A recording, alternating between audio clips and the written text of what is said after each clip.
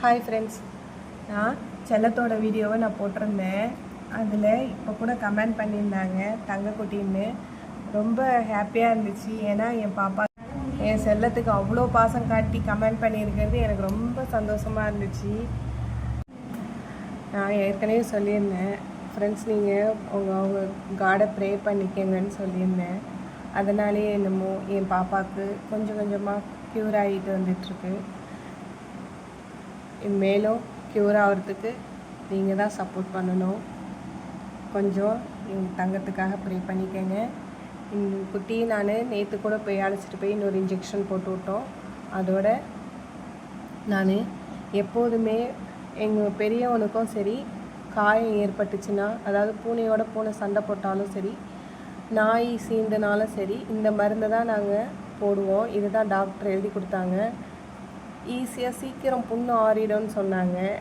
Antibiotic சீக்கிரம் இது எதுங்க அப்படின்ட்டு.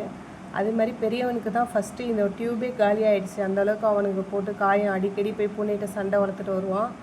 போட்டு சீக்கிரம் காயம் ஆறிடுச்சு. அதே தான் இவனுக்கும் போட்டுக்கிட்டு வரோம். இவனுக்கும் போட்டதுனால தான் கொஞ்சம் சீக்கிரமாகவே காயம் ஆறிருக்கு.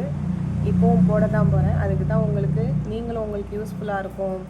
கேட் வச்சுருக்கிறவங்க இந்த மாதிரி பார்த்துக்கலாமேன்னு தான். நீங்களும் ட்ரை பண்ணி பாருங்கள். இந்த மாதிரி இருந்துச்சுனாக்கா இதை வாங்கி போட்டு பாருங்கள். போட்டு பார்க்குறதுக்கு முன்னாடி உங்கள் டாக்டர்ஸ் வேணாலும் கேட்டுக்கோங்க. ஏன்னா இதை நாங்கள் போட்டு நல்லா க்யூர் ஆச்சு. அதனால தான் நான் இதை உங்கள்கிட்ட ஷேர் பண்ணியிருக்கேன். ஓகேங்களா? இப்போ நம்ம பாப்பாவுக்கு மருந்து போட்டு விட்ருவோம்.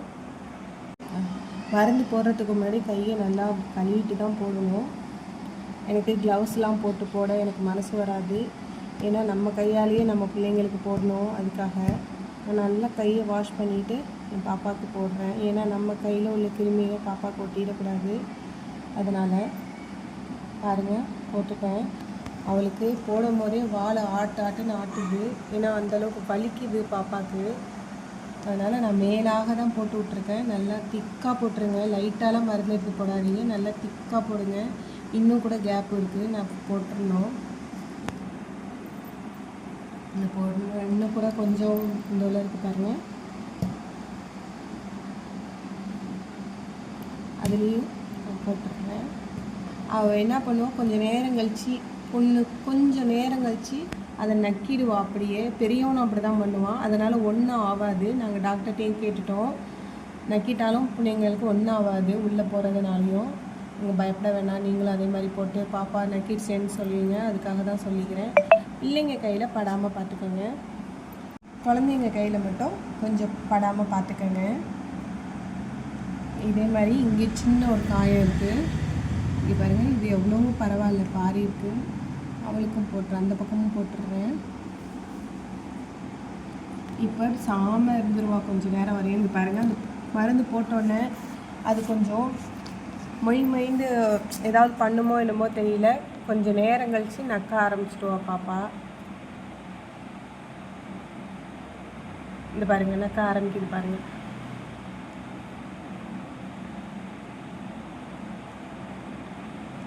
வேணாம்மா, கொஞ்ச நேரம் இருக்கட்டோமே, வேணாம், விடுங்க, நக்கிடாதீங்க. இன்னொரு இன்ஃபர்மேஷனும் நான் முடிஞ்ச அளவு ஷேர் பண்ணிக்கிறேன். அதாவது இந்த மாதிரி அடிப்பட்டோன்னு எப்படியா இருந்தாலும் நம்ம பெரியவங்க மனசால் மாதிரி தான் அவங்களுக்கும் ஜுரம் வரும். அப்போங்க பாலை நீங்கள் பச்சையாக கொடுக்காதீங்க, ஜில்லுன்னு கொடுக்காதீங்க. கொஞ்சம் சூடு பண்ணி கொடுங்க. அதுதான் நல்லது. ஓகே ஃப்ரெண்ட்ஸ், உங்களுக்கும் இந்த இன்ஃபர்மேஷன் கொஞ்சம் யூஸ்ஃபுல்லாக இருக்கும்னு நினைக்கிறேன். நீங்களும் பூனை வச்சுருந்தீங்கன்னா கொஞ்சம் இந்த மாதிரி பார்த்துக்கோங்க. Thank you friends.